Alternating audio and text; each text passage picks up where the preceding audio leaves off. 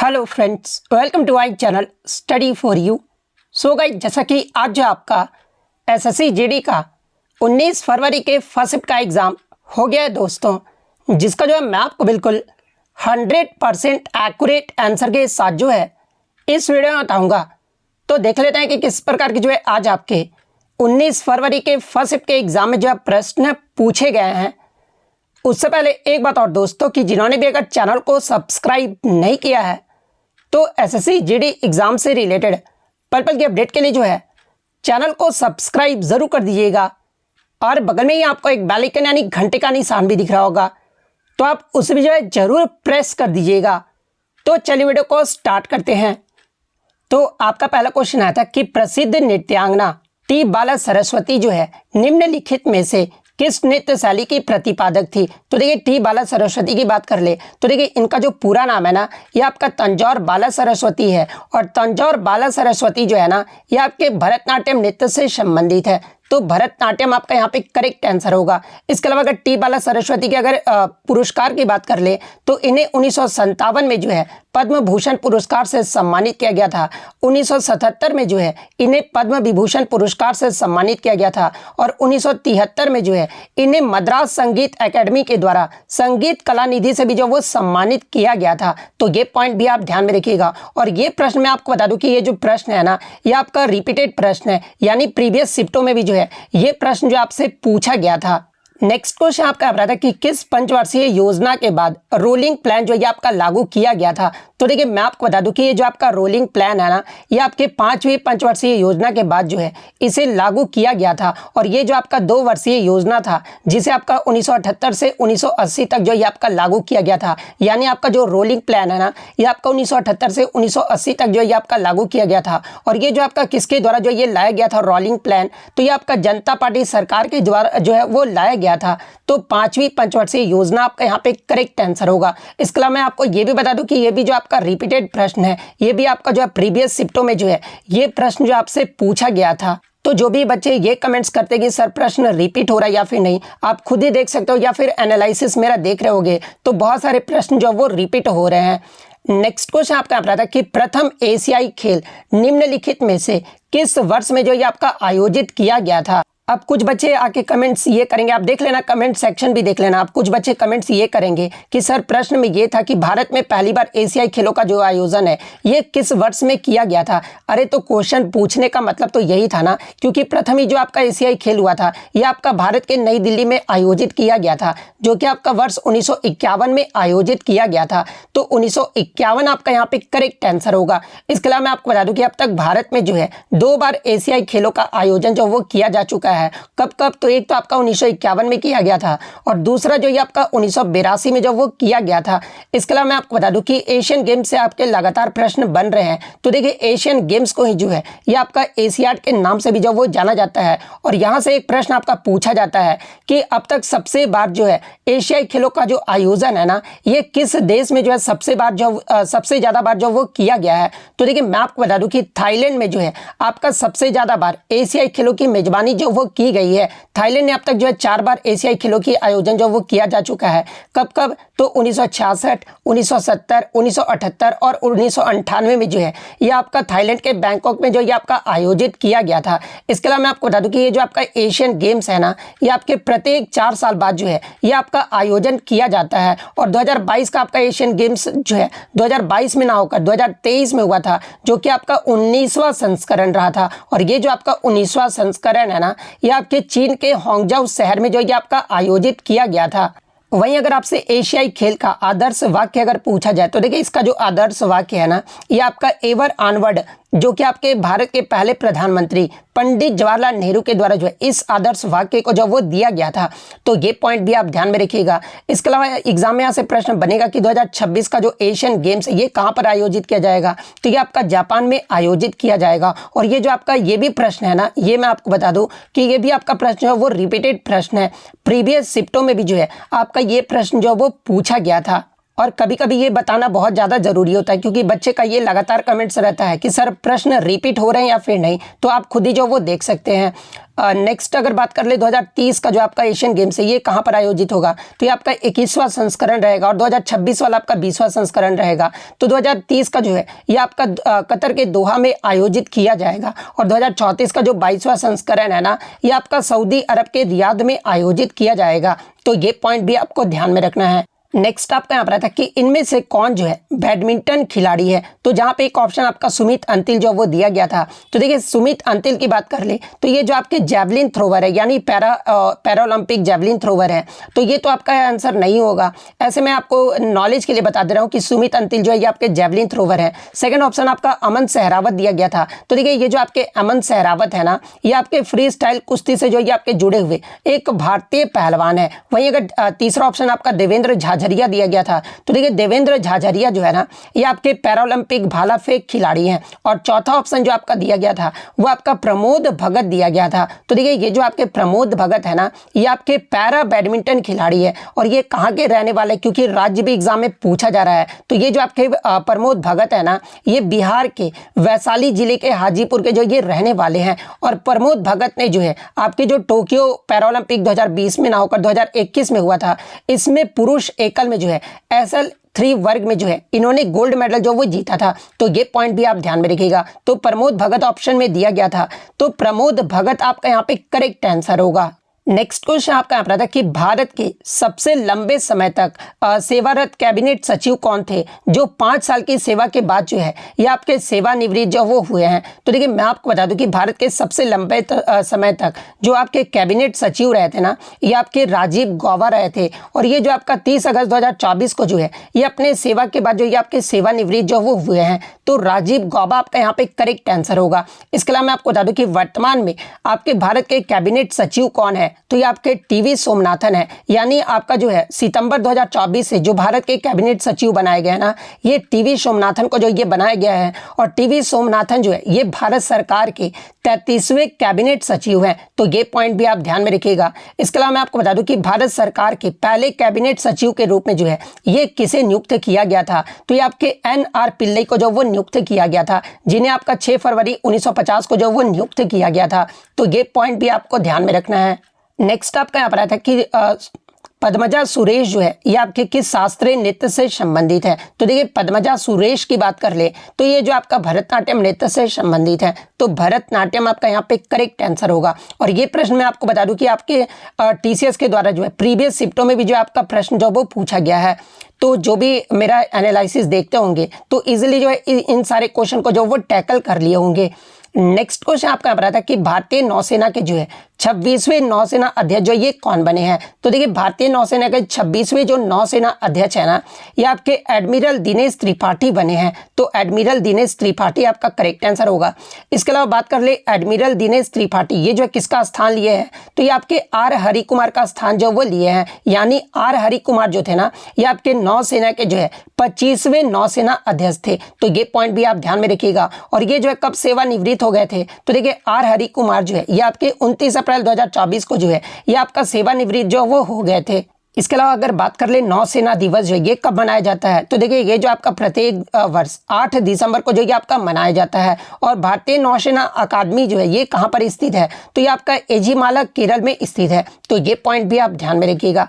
Next question आपका यहाँ पर आया था कि 2011 की जनगणना के अनुसार सबसे अधिक दूसरा लिंगानुपात वाला राज्य कौन सा है। अब दूसरा मैं इसलिए कह रहा हूँ क्योंकि ऑप्शन में जो आपका केरल जो वो नहीं दिया गया था। मैं आपको पहले ही क्लियर कर लूँ कि केरल ऑप्शन में आपका नहीं दिया गया था, इसलिए मैं यहाँ पे दूसरा जो वो क्वेश्चन में लिख दिया हूँ, तो आप कंफ्यूज मत होइएगा।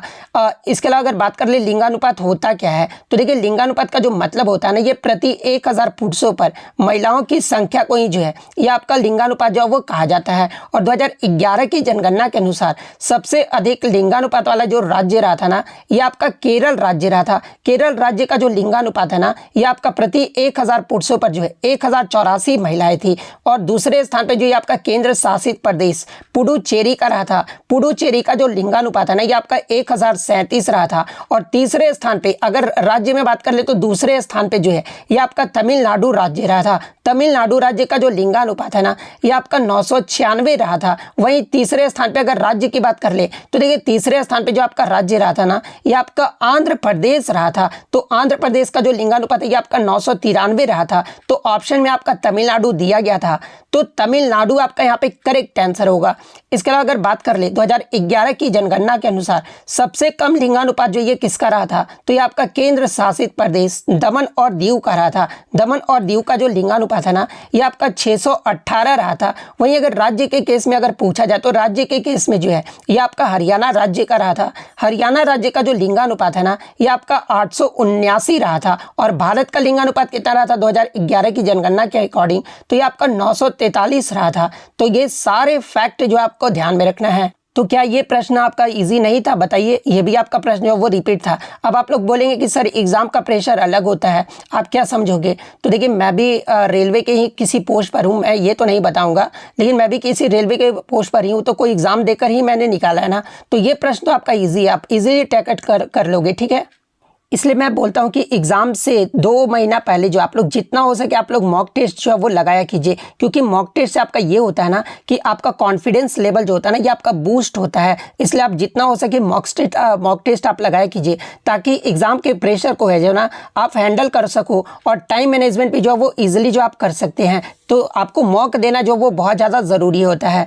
नेक्स्ट क्वेश्चन आपका यहाँ पर आया था कि 1956 के औद्योगिक नीति संकल्प ने जो है किस पंचवर्षीय योजना का जो वो आधार बनाया गया था। तो देखिए 1956 के औद्योगिक नीति संकल्प ने जो है ये आपके दूसरी पंचवर्षीय योजना को जो वो आधार बनाया था। तो दूसरी पंचवर्षीय योजना आपका करेक्ट आंसर होगा। और दूसरी पंचवर्षीय योजना की जो अवधि है ये आपका 1956 से 61 तक रहा था। तो दूसरी पंचवर्षीय योजना आपका करेक्ट आंसर होगा। और ये भी प्रश्न मैं आपको बता दूं कि ये जो आपका रिपीटेड प्रश्न है, प्रीवियस आपके एग्जामों में भी जो ये आपका प्रश्न पूछा गया था। इसलिए मैं बोलता हूँ कि आप कोई वीडियो देखो या ना देखो, लेकिन मेरा एनालिसिस वीडियो जो आप जरूर देखा कीजिए, क्योंकि आपके आगे आने वाले एग्जामों में जो है बहुत ज़्यादा जो वो फायदा मिलने वाला है।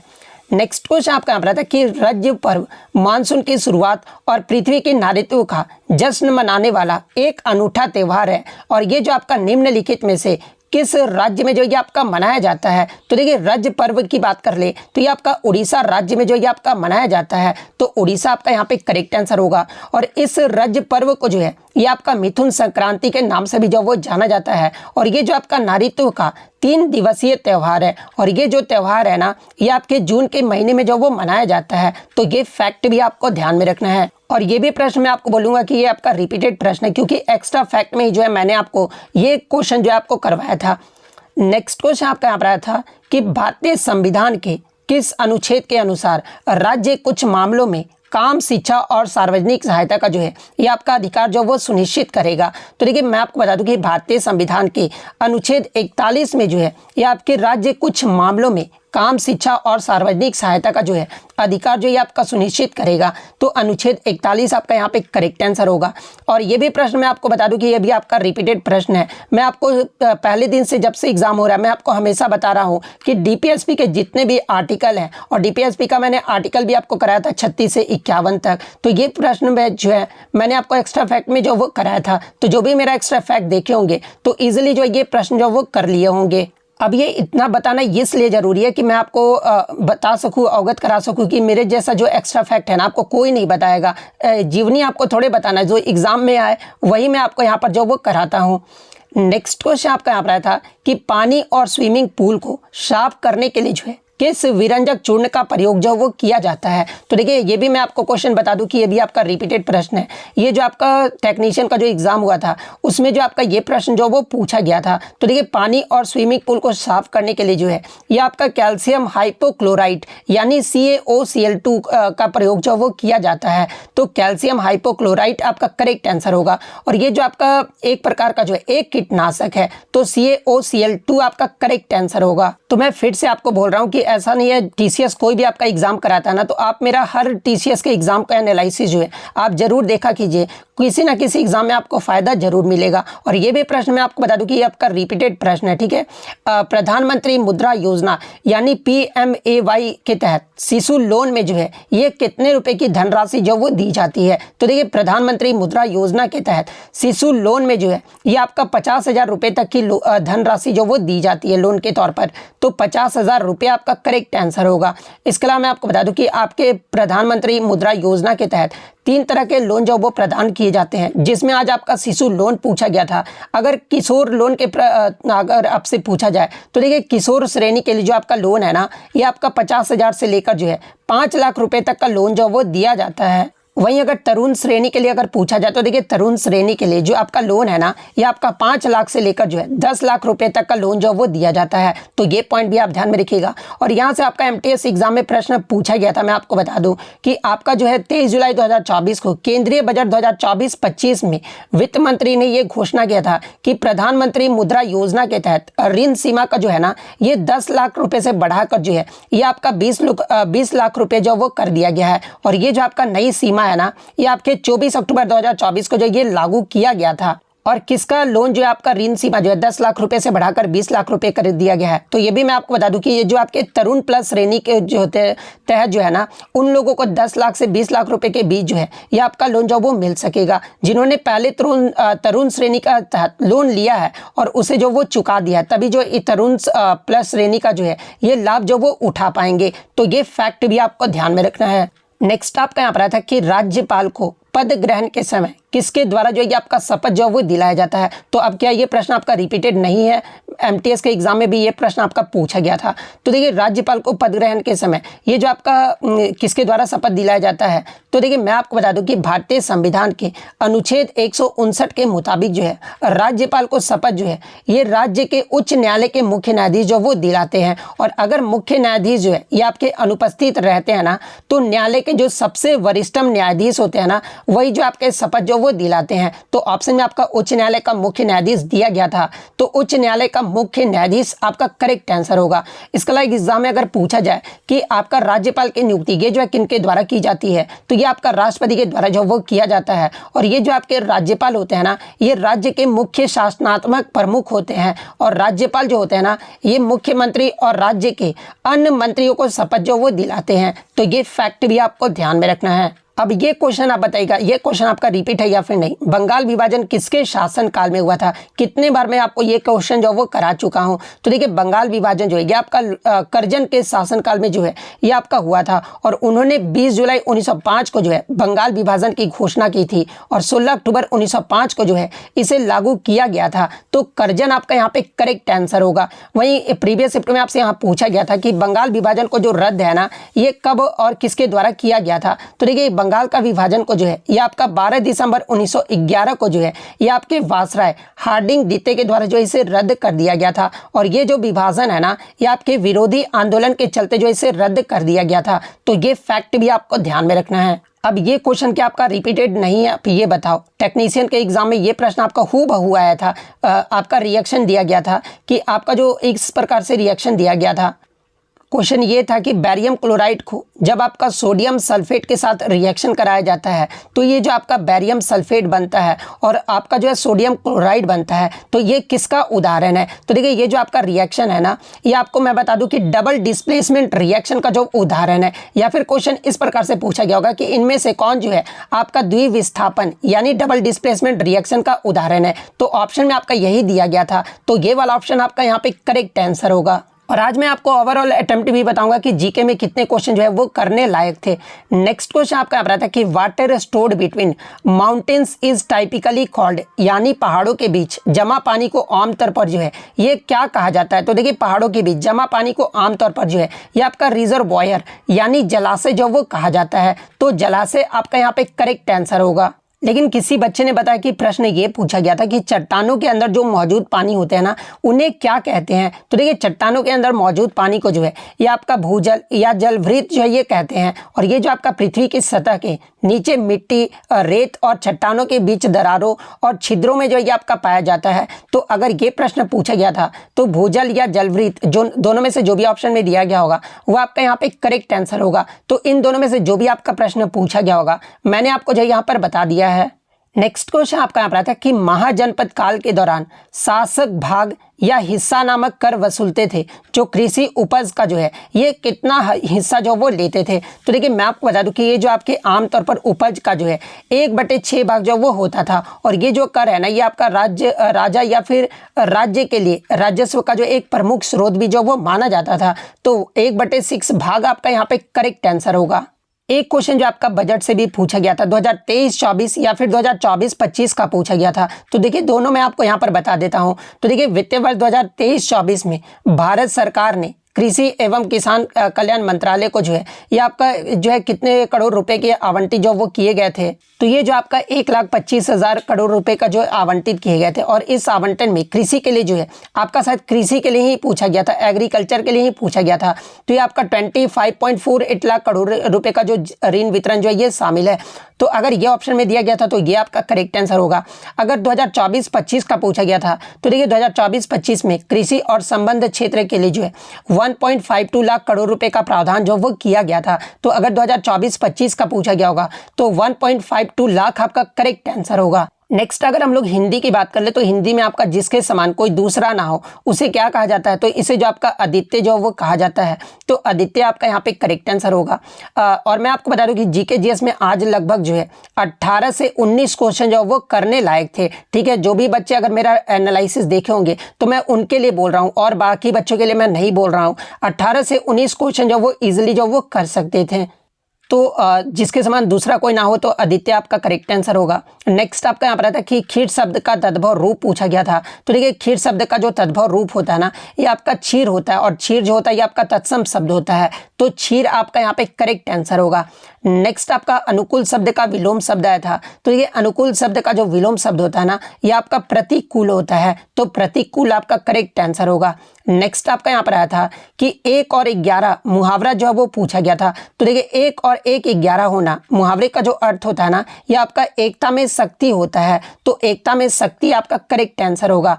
नेक्स्ट आपका क्वेश्चन यहाँ पर आया था कि उद्धत शब्द का विलोम शब्द पूछा गया था। तो देखिए उद्धत शब्द का जो विलोम शब्द होता है ना ये आपका विनीत होता है। तो विनीत आपका करेक्ट आंसर होगा। नेक्स्ट आपका चट्टा, ये तो मैंने आपको बता दिया है। उत्थान शब्द का विलोम शब्द पूछा गया था। तो देखिए उत्थान शब्द का जो विलोम शब्द होता है ना ये आपका पतन होता है। तो पतन आपका करेक्ट आंसर होगा। वहीं अगर अब हम लोग मैथ्स की बात कर ले तो देखिए मैथ्स में जो आपका प्रश्न आया था ना CISSE जो वो पूछा गया था कि अगर किसी निवेश की गई राशि पर 2 साल में साधारण ब्याज जो है यानी SI जो है आपका 42 रुपये है, और चक्रवृद्धि ब्याज यानी CI जो है ना ये आपका 43 रुपये है, तो निवेश की गई राशि जो है ये आपका कितनी होगी। तो ये प्रश्न जो आपसे पूछा गया था। तो देखिए साधारण ब्याज का फॉर्मूला देख सकते हैं, SI का फॉर्मूला क्या होता है, और चक्रवृद्धि ब्याज का जो फॉर्मूला क्या होता है। अब देखिए मैं मैथ्स के क्वेश्चन यहाँ पे सॉल्व करूंगा तो वीडियो बहुत ज़्यादा लंबा हो जाएगा, और आप लोग डेली प्रैक्टिस तो कर ही रहे होंगे। तो आप इजीली जो है जो भी बच्चे अगर इस प्रश्न को कर दिए होंगे तो कमेंट करके बता दीजिएगा कि इसका आंसर जो आपका कितना निकल कर आ रहा है, और थोड़ा सॉल्यूशन भी बता दीजिएगा ताकि मैं कमेंट्स में जो है आपका जो वो पिन कर दूं। यही प्रश्न नहीं और भी प्रश्न आप सॉल्यूशन के साथ कर दीजिएगा। अगर किसी संख्या में 25% की वृद्धि की जाए तो खपत में कितना % की कमी करनी होगी ताकि कुल वृद्धि जो है ना ये आपका 11% हो जाए। तो इसका भी आप सॉल्यूशन के साथ जो है आप इसका आंसर जो वो बता दीजिएगा कमेंट बॉक्स में।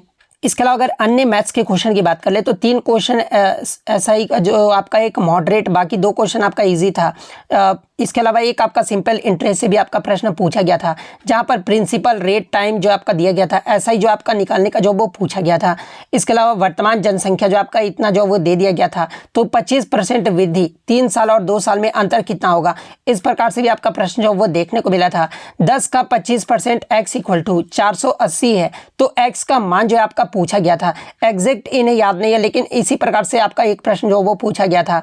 साधारण ब्याज 36, चक्रवृद्धि ब्याज 41 है, तो 2 साल का प्रिंसिपल बताओ, इस प्रकार से भी आपका प्रश्न जो वो पूछा गया था। हालांकि आपका 36 नहीं, यहाँ पर जो है इसके बाद आपका 3 का जो तीनों का मान आपका दे दिया गया था, और चतुर्थांश जो ये आपका पूछा था।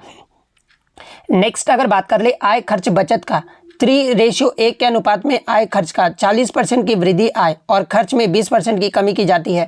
तो आय का मान जो वो पूछा गया था और 1,20,000 का जो है तो बचत कितना प्रतिशत होगा, ये भी आप इनको एग्जैक्ट जो वो याद नहीं था। इसके अलावा आपका जो है 20,000 के मान में 5% का लाभ और 24% का लाभ हो तो वह मान जो वो क्या होगा। उसके बाद ये वाला क्वेश्चन तो मैंने आपको बता दिया है। एक आपका सिंप्लीफिकेशन से इस प्रकार से आता है 24 + 16 डिवाइड 4 × 5। आपका इस प्रकार से सिंप्लीफिकेशन से प्रश्न आया था। 2 ईयर्स और 3 ईयर जनसंख्या डिफरेंट, और वो भी जो है इस प्रकार से आपका एक प्रश्न देखने को मिला था। 3 डिवाइड 4 - 2, उसके बाद 24 मिनी था तो उसका परमाणविक दूरी कितनी होगी, इस प्रकार से भी आपका प्रश्न आया था। 4 किलोमीटर और 6 किलोमीटर का जो एवरेज स्पीड जो वो पूछा गया था। 3 ईयर का जो है आपका 5% सिंपल इंटरेस्ट, इस प्रकार से भी आपका प्रश्न जो वो देखने को मिला था, जिसका आंसर बच्चे बता रहे थे कि 1200 जो वो इनका आंसर जो वो निकल कर आ रहा था। तो आपका कितना आंसर आ रहा था ये आप टाइम के साथ बताइएगा कि कितना आंसर आपका जो वो आ रहा था। और सिंप्लीफिकेशन से आपका 4 क्वेश्चन जो वो देखने को मिला था। तो इतने क्वेश्चन जो है आज मुझे बच्चों के द्वारा मिले हैं जो कि आपके 100% रियल और ऑथेंटिक है। और कोई भी आपको 20 प्रश्न जो है जीके जीएस का लाकर नहीं देगा, एक ही प्रश्न को 2 बार आपका रिपीट कर देगा, फिर वो भी अटपटा सा प्रश्न लेकर आएगा। लेकिन मैं आपको बता दूं कि मैं आपको एग्जैक्ट 20 प्रश्न जो वो करवाता हूं और साथ में मैथ्स के और हिंदी के भी प्रश्न करवाता हूं। तो मेरे इस एफर्ट के लिए जो है आप लाइक ज़रूर कर दीजिएगा और इसी तरह किसी भी एग्जाम का रियल एनालिसिस पाने के लिए जो है चैनल को सब्सक्राइब जरूर कर दीजिएगा। तो मिलते हैं नेक्स्ट वीडियो में, तब तक thank you, all the best. और एक बात और कि सेकंड शिफ्ट में अगर आपका एग्जाम था तो आप क्वेश्चन जो है टेलीग्राम पर भेज दीजिएगा। टेलीग्राम का लिंक जो आपको डिस्क्रिप्शन में मिल जाएगा या फिर कमेंट बॉक्स में भी जो है आप अपने क्वेश्चन जो वो कमेंट कर सकते हैं। तो चलिए वीडियो को एंड करते हैं।